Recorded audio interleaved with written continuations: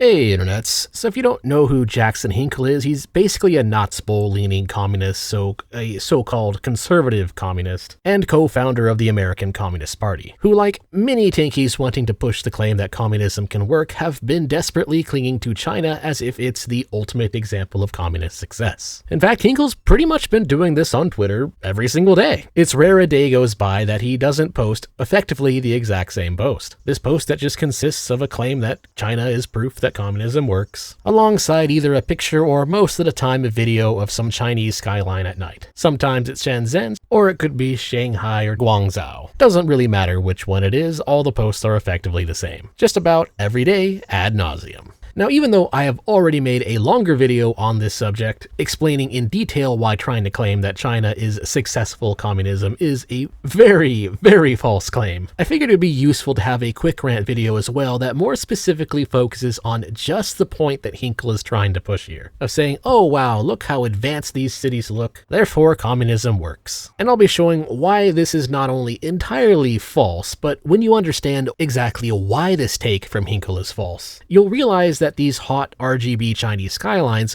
are actually one of the biggest experiments proving that communism does not work. So let's just get started with asking, okay, why do these cities look like this? Well, there's three reasons as to why. The first and most obvious is that these cities are actually just kind of new. Most Chinese cities really only started looking like this at the end of the 20th century or towards the beginning of the 21st century. If you look at photos of, say, New York City and compare them to photos of Chinese cities in the mid-1900s or even early 1900s, you'll see a pretty big difference. So for instance, in the United States, let's take a look at the Times Square. Here's a photo of New York City in the mid-1900s, and here's that same area of the Times Square today. And while there is definitely some differences here, you'll notice it's not huge differences. It's really just been updated for current modern technology. More lights, more billboards, more businesses, more electricity. And of course, some differences in culture that have happened throughout the years, for better or for worse. While technology in the mid-1900s version is obviously not as advanced, it hasn't really changed horribly.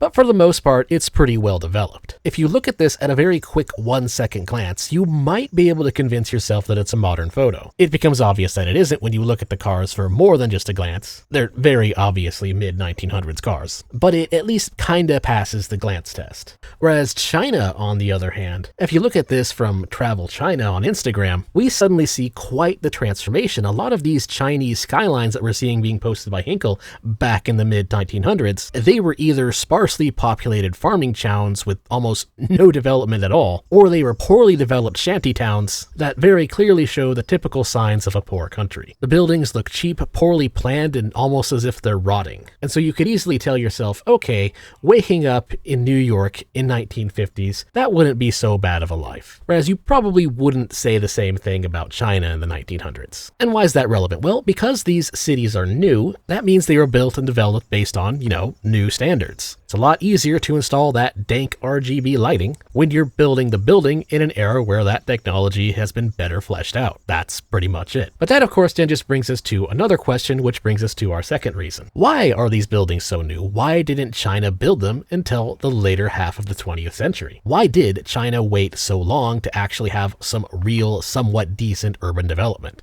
And that's where we run into the first major problem of what Jackson Hinkle is trying to push here. Economic growth under Mao Zedong in China during the rise of the Chinese Communist Party was effectively zero back then, thus stalling any real serious Chinese urban development plans until after Mao Zedong passed away. This is why quite possibly the most insane communist lie that still persists and tankies still push today is trying to say that China reduced the most amount of global poverty. Well, the reason China was able to reduce the most amount of global poverty is because nearly all of the global poverty back then in the later half of the 20th century was in China. If you look at China's privatization graph of their economy and look at their poverty graph at around roughly the same time frame, you will see that they are clearly reverses of each other, which means it's kind of like patting yourself on the back for coming in last in the race by rewording it as saying, hey, I ran the longest. It's a completely ridiculous argument to make. It's just using semantics to avoid the reason as to why. If you are in the top 10 countries per size and population, and your country is the last country to develop itself to the point where its global poverty rating holds steady at below 5%, well, during that time frame where they were the last country to do that, well then of course they're going to be the ones who reduce the most amount of global poverty. It's an amazingly stupid argument when you realize the trick behind it. Which then brings us to the third reason. Okay, so what changed after Zedong fell? Well, next up came the reign of Deng Xiaoping, and under his rule in the CCP in the late 1970s, China established what you can call special economic zones. These were experimental areas where they had significantly relaxed market regulations, or in other words, these were zones where they would abolish their communist policies in terms of how the market would function. And so while these areas would still be under the wing of the CCP, these areas were now under a capitalist experiment. And so more free trade, reduced taxes, less rules against foreign investment, less CCP meddling and bureaucracy, and privatization of industry. Or to put it simply, the Special Economic Zones policy was basically just the CCP implementing capitalism, but only in specific areas of China, not China as a whole. And so then of course you might be wondering, okay, well, what were these Special Economic Zones? Where were these areas that the CCP decided to allow some capitalism? Well, here's a map of the Special Economic Zones right here. Places like Shenzhen, Shanghai, and a bunch of coastal areas like Guangzhou. Yep, that's pretty much it. Quite a few zones actually. And now you might remember from the start of this video that those names might sound a little bit familiar to you. Which then brings us to this. Here is a map of the places that Jackson Hinkle is largely pulling from when he's posting videos of the Chinese skyline. And now of course you might be wondering, wait a minute Mentis, this is exactly the same map as the map you just showed where China decided to try capitalism. And you would be correct. Yes, it is exactly the same map. At least for the most part. The vast majority of the time when Jackson Hinkle is posting these Chinese skylines, he is showing you a video of a skyline of a city where the Chinese Communist Party stepped away from and allowed capitalism as an experiment. In other words, it's the largest scale experiment that it's capitalism that works. The communists stepping away and allowing a free market capitalist economy to flourish in certain areas, but within the same country, thus controlling for ethnicity, culture, education, etc., etc. And so the normal commie cope of saying embargoes or something like that, where they claim that a communist country only failed because of embargoes like Cuba,